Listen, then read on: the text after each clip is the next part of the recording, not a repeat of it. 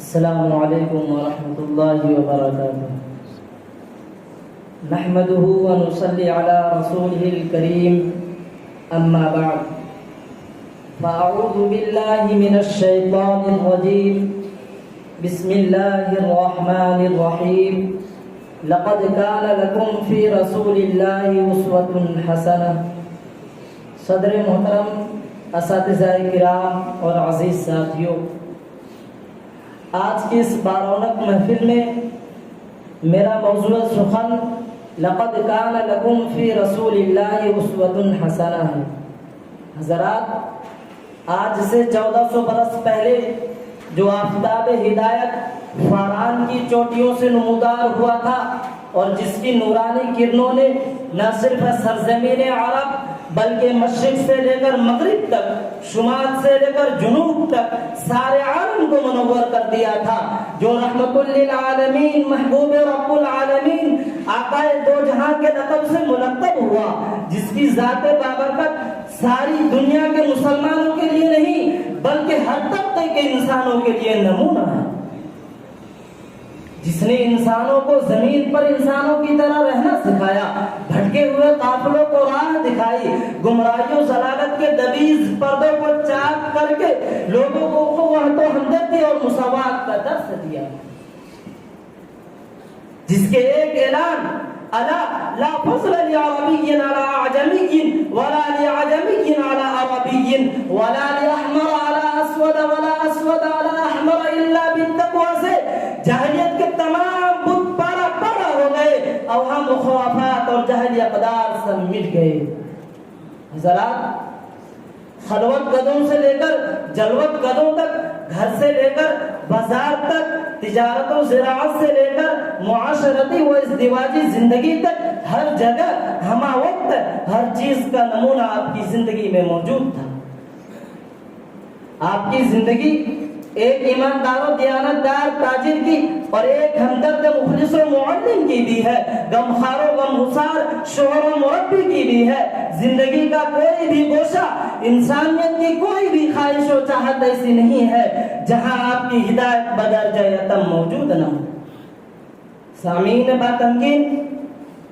اگر آپ کو اخلاق حسنہ کی قوت و تاثیر اور سحر انگیزی کو دیکھنا ہے تو نبی آخر الزمان کی زندگی کا جائزہ لینا ہوگا۔ اس کی چمک دمک، رعنائی اور رونق ایسی نمایاں ہے جیسے ریت کے صحرا میں کندن،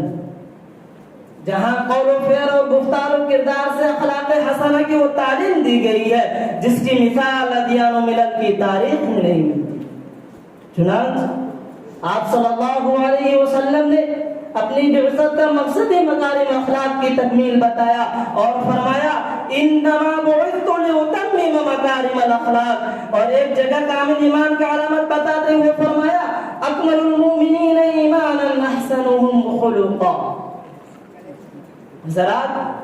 آپ کے اخلاق عالیہ ہی کی کرشمہ سازی تھی کہ جو لوگ آپ کے جانی دشمن تھے، جن کا دن رات کا وظیفہ تکلیف دینا اور ایذا رسانی تھا، جو شمع ہدایت کو گل کر دینا اپنی زندگی کا مقصد بنا چکے تھے، وہ آپ کے عاشق و جاں شمار ہو گئے۔ پھر وہی کل کے دشمن مدد و نصرت کے خوگر ہو کر شمع ہدایت کے گرد پروانوں کی طرح چکر لگانے لگے۔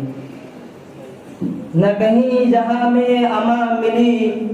نہ کہیں جہاں میں امان ملی، جو امان ملی تو کہاں ملی، میرے جرم خانہ خراب کو تیرے عفو بندہ نواز میں۔ دوستو، سفر طائف کو خیالات کے جھرونکوں سے دیکھیے، جہاں خدا کے آخری نبی پر اس قدر پتھر برسائے کہ قدم مبارک لہو لہان ہو گئے اور جوتیاں خون سے بھر گئی۔ حفیظ جالندری نے اس دردناک واقعے کی تصویر کشی اپنے اس شہر میں یوں کی ہے، بڑے انبوہ در انبوہ پتھر لے کے دیوانے، بڑے انبوہ در انبوہ پتھر لے کے دیوانے، لگے باران سنگ اس رحمت عالم پہ برسانے۔ دوستو، ایسے نازک ترین گھڑی میں بھی پیکر حسن اخلاق سراپا رحم و کرم نے خدا کی عظمت و جلال، عشق و محبت بھرے لہجے میں اس وقت کہا ہے جبکہ خدا کا فرشتہ نبی صلی اللہ علیہ وسلم سے عرض کرتا ہے کہ اللہ کا فرمان ہے کہ اگر آپ حکم دیں تو دونوں پہاڑوں کو ملا کر طائف والوں کو چکنا چور کر دیں۔ سنیے اور غور سے سنیے کہ آقا مدنی صلی اللہ علیہ وسلم نے فرمایا نہیں، ہرگز نہیں، یہ نہیں تو ان کی نسل میں ایمان لانے والے ضرور پیدا ہوں گے۔ سامعین کرام، آپ صلی اللہ علیہ وسلم کے اخلاق کریمانہ اور اسوہ حسنہ سے متاثر ہو کر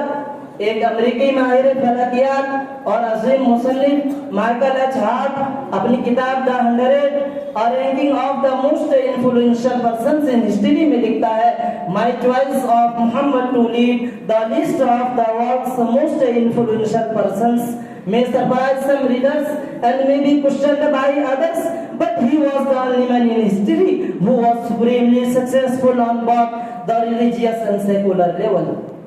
کہ حبیب مصطفیٰ تاریخ کی وہ واحد شخصیت تھی جو مذہبی اور سیکولر دونوں سطحوں پر انتہائی کامیاب رہی۔ گرامی قدر،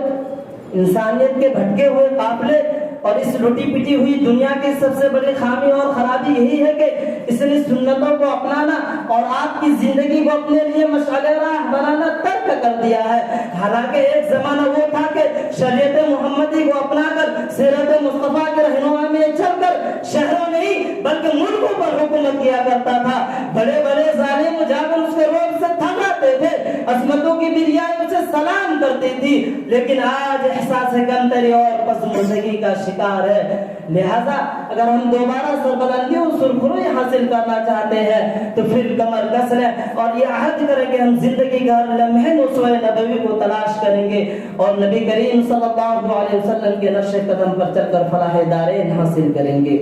وہ دانائے سبل ختم الرسل مولائے کل جس نے، وہ دانائے سبل ختم الرسل مولائے کل جس نے غبار راہ کو بخشا فروغ وادی سینہ وما علینا الا البلاغ۔